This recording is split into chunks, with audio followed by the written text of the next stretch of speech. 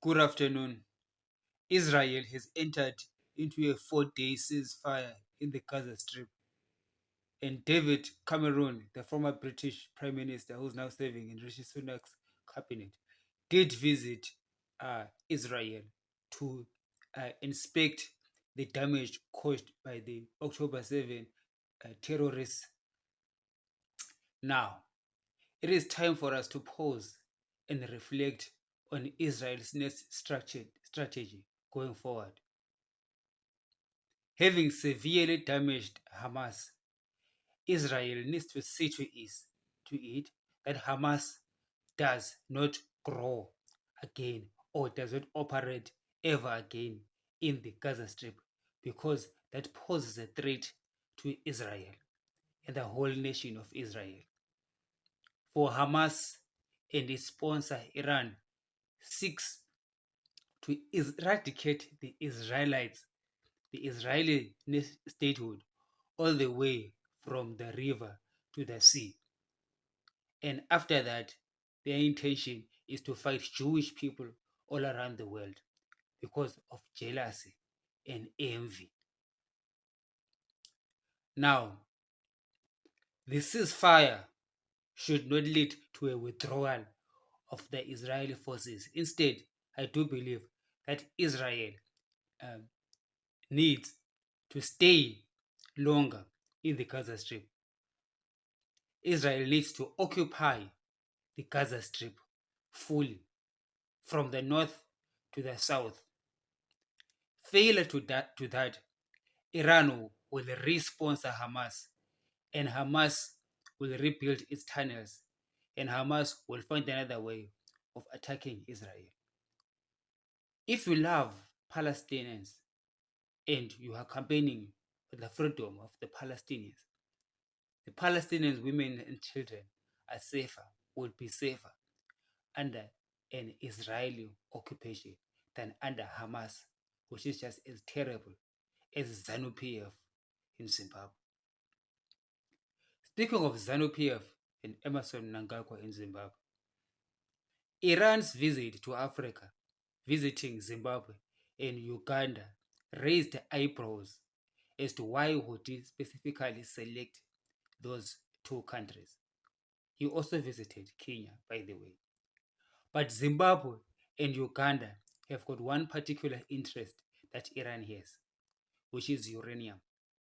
It is this uranium in Zimbabwe and in Uganda that Iran needs in order to build nuclear weapons that they can use to eradicate Israel off the face of the earth, and possibly even use it against the United States, which is a strong ally of Israel, of which the Iranians believe is a nation that has been built and supported strongly by Jewish people.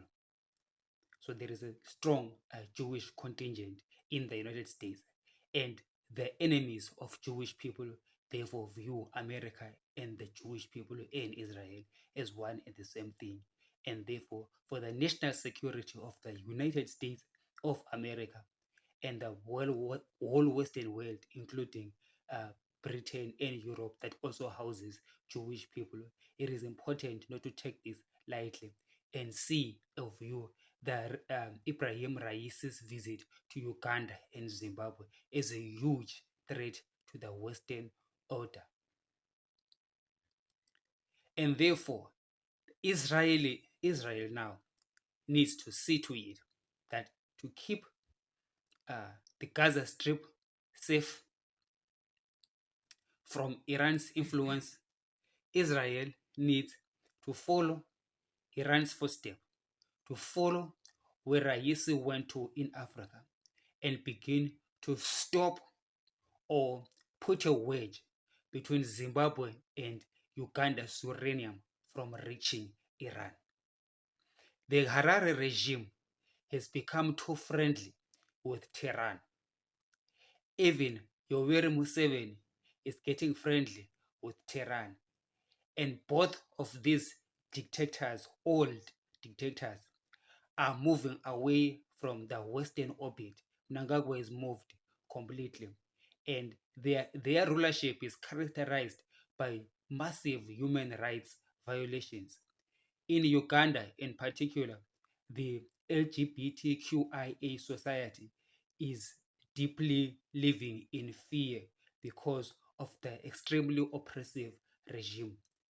In Zimbabwe, the uh, the rights of sexual minorities is also undermined, and therefore, for the freedom of both populations in Zimbabwe and Uganda, Israel needs to make a stern move against both of them. Zimbabwe's uranium is not safe in the hands of Idi Mnangagwa because it can be used by Iran to upset the global order. So forces for good in the Western order, forces for good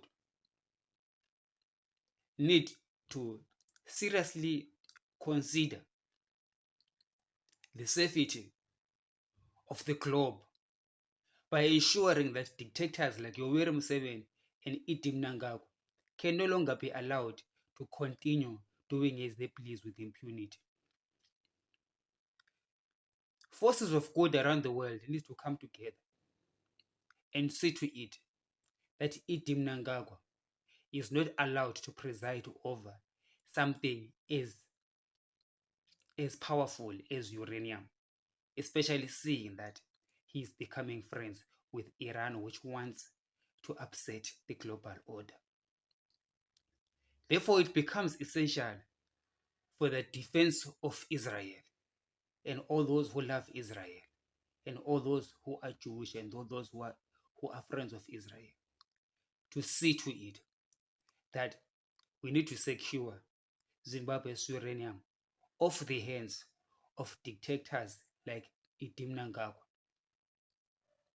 The Zimbabwean government needs to be sternly warned of the consequences of refusing to bring the country into the Western orbit and to disassociate itself from Iran. For Iran is a threat to Israel. Israel, which is a force for civility, and Hamas is a force for barbarism.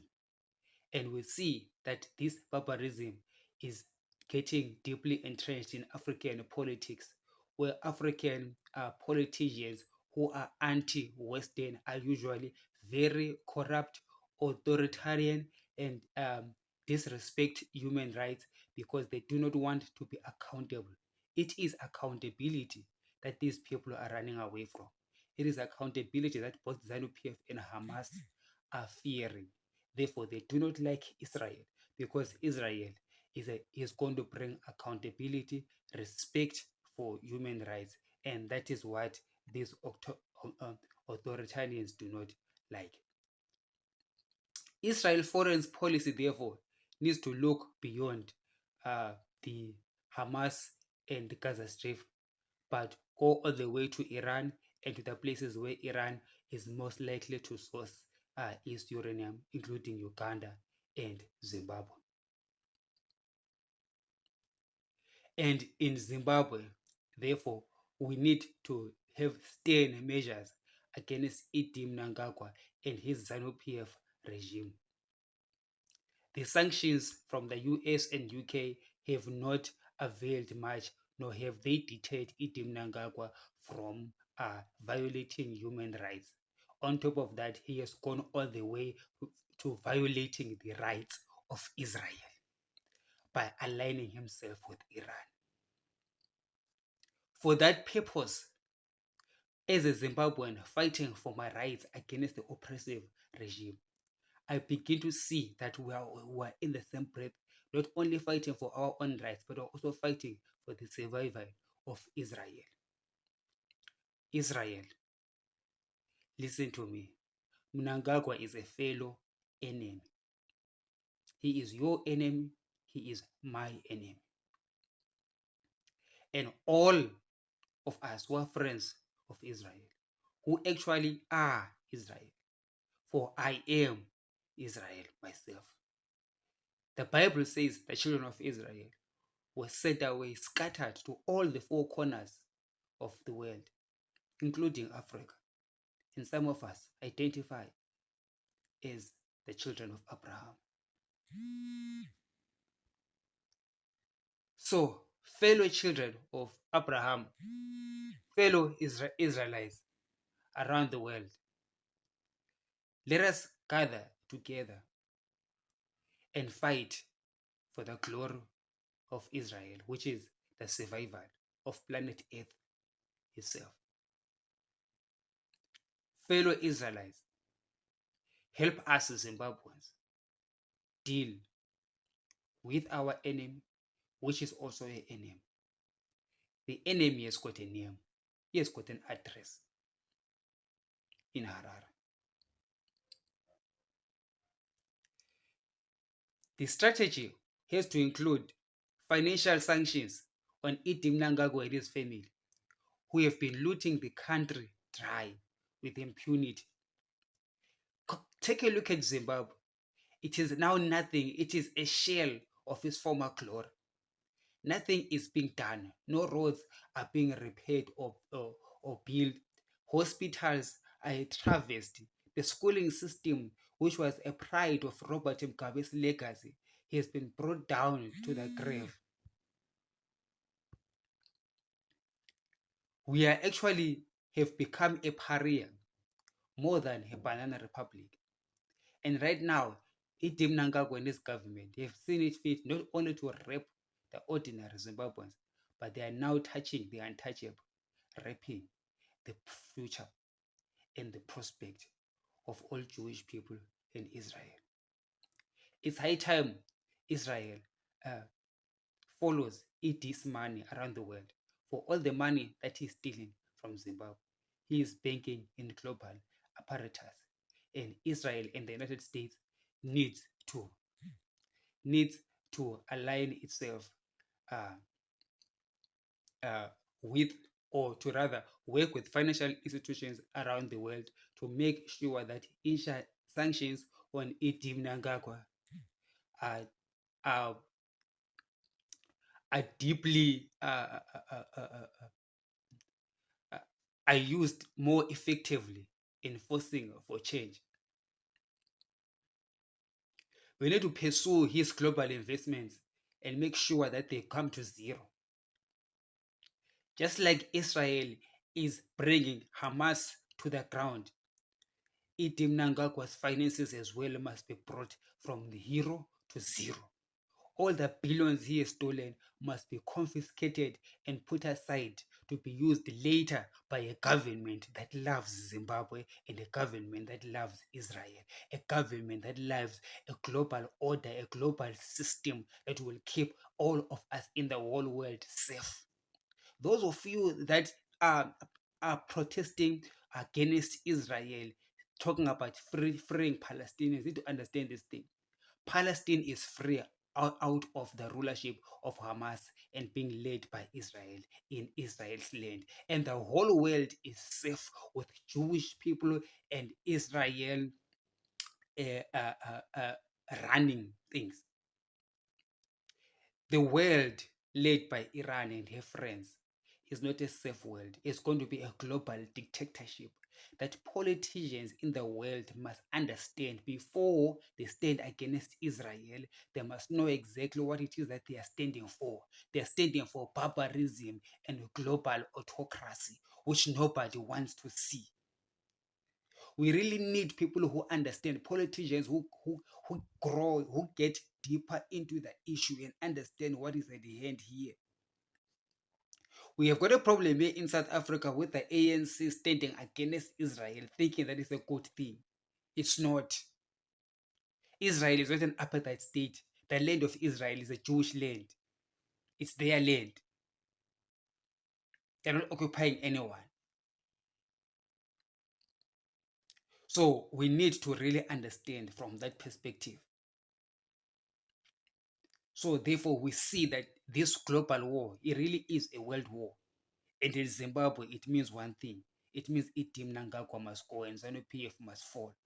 A new government must be formed, not just any new government. Let's not just be rushing to want a new government without knowing what kind of a new government.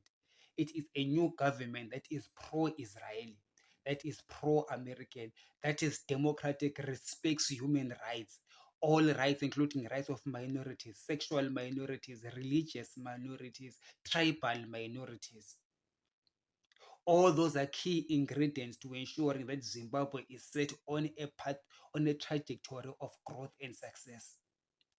My name is Ngobani Zonde, and I am willing to go along with this war all the way until we see Zimbabwe free from Idi Mnangagwa and his oppressive regime, because the freedom of Zimbabwe is not only concerning, it's not only for Zimbabweans, but it is for the whole global order, which we need to maintain, which we need to fight for. Civility will prevail, and barbarism will not have a place in the future. Have a great afternoon. As I said again, my name is Ngobani Zwende, and I'm looking forward to working with the global forces for good. From Israel to the United States to the United Kingdom, we need to pull our sources together and see to it that Africa is not a breeding ground for terrorists or a breeding ground to support terrorism. Holy is God. Have a great afternoon.